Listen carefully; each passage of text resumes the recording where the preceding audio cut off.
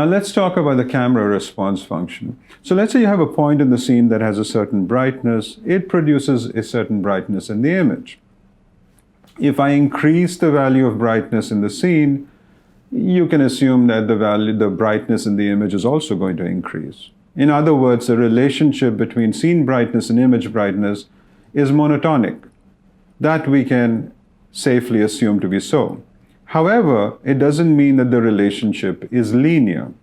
In fact, in most imaging systems, there's a nonlinear relationship between the scene brightness and the image brightness. And that relationship is what we call the camera response function. So let's take a look at what it actually is, how you model it, and how you can recover it given a camera. So now, here you see photon flux coming in from the right, P of lambda, and that goes into your pixel. The pixel produces electron flux I, and then that's not really the brightness that you measure that the pixel produces, because that I is going to be modulated by the aperture of the lens and the integration time of the sensor. Remember that the sensor integrates light over a certain amount of time. In the case of video, that time is going to be small. In the case of a photograph, it could be long. And then, of course, you have the aperture of the lens, which could be adjusted using the diaphragm of the aperture itself. And then finally, you have the brightness of the scene. So you can say image brightness is I, which is your electron flux, times the area of your aperture, where d is the diameter of the aperture, times the integration time of the image sensor. That whole thing is what we call exposure. Okay, so now, this brightness, so far the relationship between that brightness and the photon flux that's coming in is linear. However, this brightness usually goes through some electronics, and before it's converted, for example, the electron to voltage converter and other electronics that might come after that, which does image processing, sharpening, enhancements, all of that stuff, finally to produce for you an image measurement, a measured brightness, which is M. So there is some nonlinear, possibly nonlinear relationship between the measured brightness and the actual image brightness B, M and B, and that's F. And remember that the measured brightness, here M, is related to the image brightness B, and the image brightness is related to the electron flux I, and where it is I times E, where E we'll call the exposure, nothing but the product of the area of the lens and the integration time of the sensor. So now, the question is, what kinds of camera response functions do we find in practice? This is, by the way, often referred to as the gamma function or the gamma curve corresponding to any given camera. So these are various consumer cameras and their corresponding response functions. And one question you might ask is, why do they introduce this nonlinearity? Why do camera manufacturers introduce it? It's because you have a finite dynamic range in any given camera, and you may want to compress certain brightness values differently from certain other brightness values.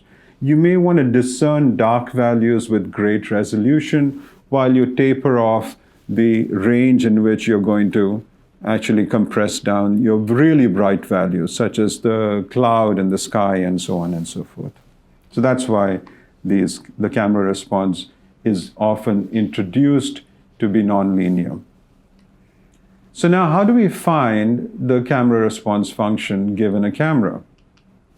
Well, we can use what's called a calibration chart. So this is your chart that I'm showing here. It's called a Macbeth chart. It has various colors, but ignore all of these colors up here. Just look at these patches at the bottom here, which are gray patches. In this chart, we know the reflectances of these patches. We know the ability of each patch to reflect light, and those reflectances are measured very precisely and shown here. 3.5% for the dark one right here, and 90% for the one that's shown right here. So if you illuminate this chart with a distant light source, it doesn't matter where the light source is or even multiple light sources, as long as the illumination is constant over the chart, the relative brightnesses, the ratios of the brightnesses will be equal to the ratios of the reflectances. So now we can take one picture of this chart using any camera, and then we can plot the relationship between the image brightness B, and we'll just make the brightest point, the whitest point, equal to 1, let's say, for instance.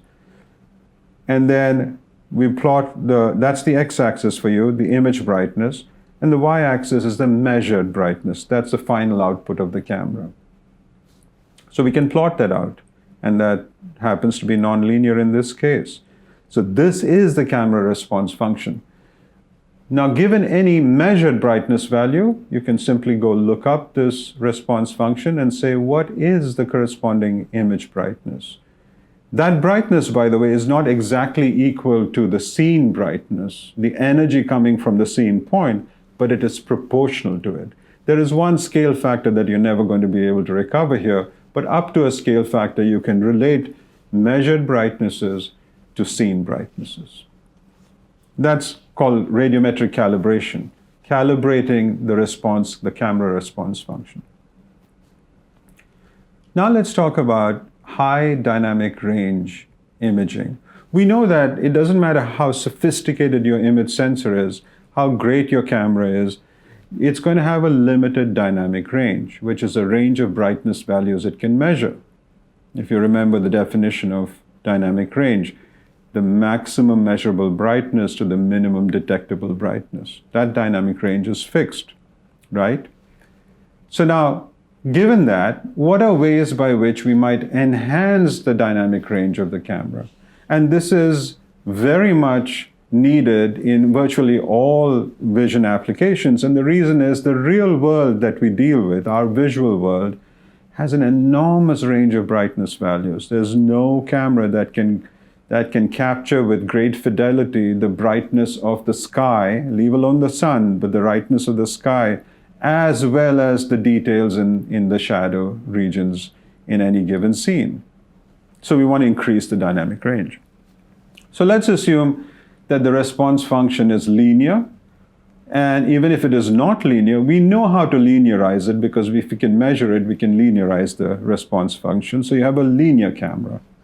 So now on the x-axis here, I'm actually plotting scene brightness. On the y-axis, the measured brightness by the camera. And since it's a linear camera, we have a straight line. But let's say the camera produces 8 bits of information per pixel. So the maximum value it can produce, which corresponds to full well capacity of the pixel, is 255, 8 bits. After 255, if you give it more light, doesn't matter, it's still going to be 255, and that's why you see that it saturates here at 255. So let's say that you take one image of a scene, and this is a scene we want to capture in great detail, but it has an enormous range of brightness values. It has very bright outdoor region and a very dark indoor region.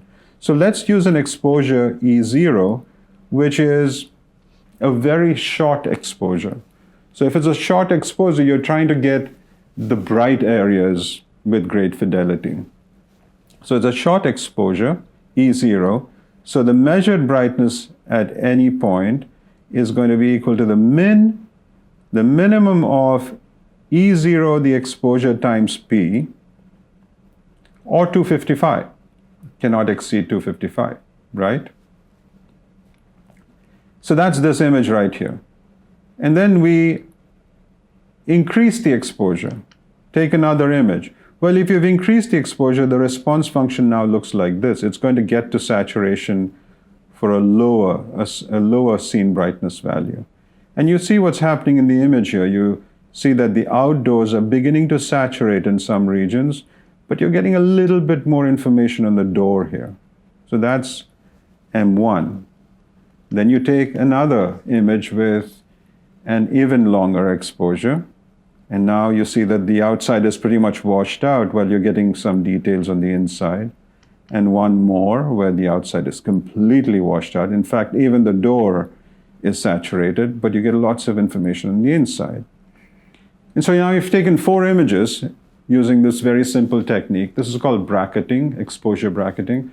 And now let's say that you simply add up these 4 images. What are you going to get? Well, in this new image, you know that the highest brightness value that you can get is no longer 255, but it's going to be 1050, 4 times 255.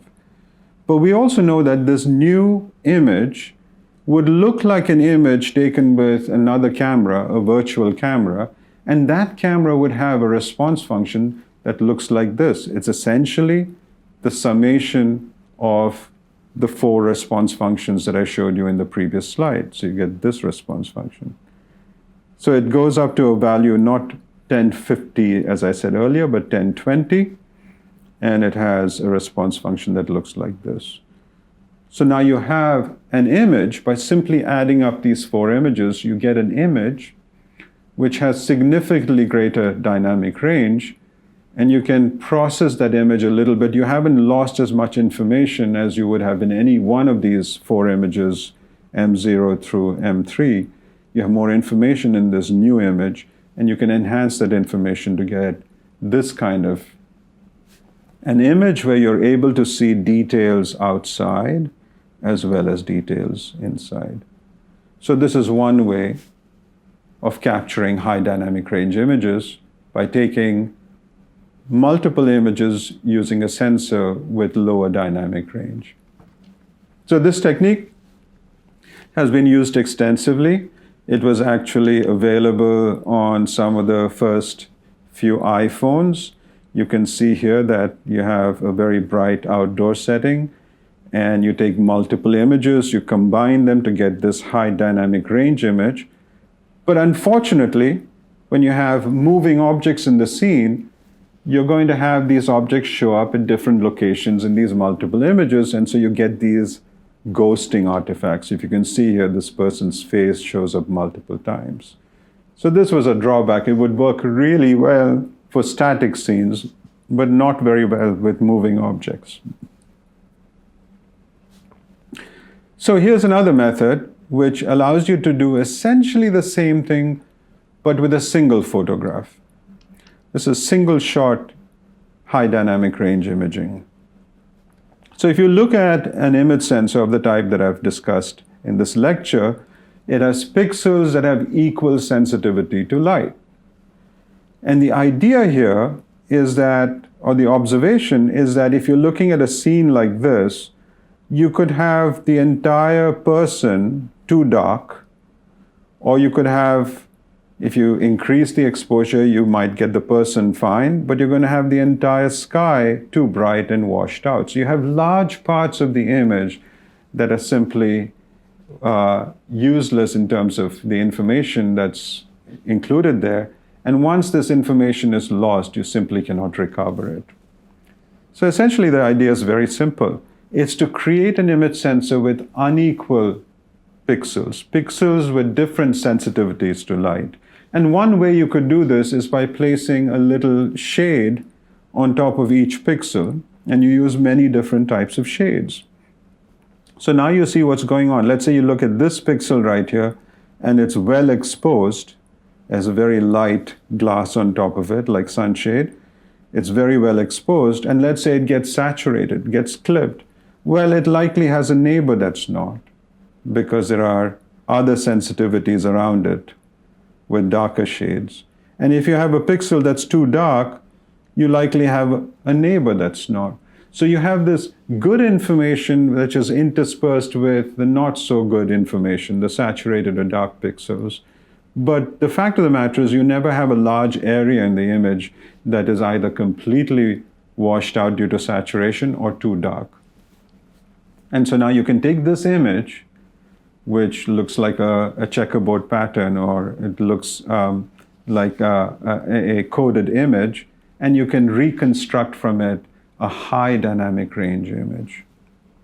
So this technology has been commercialized, and here is a chip. We call this the assorted pixel image sensor.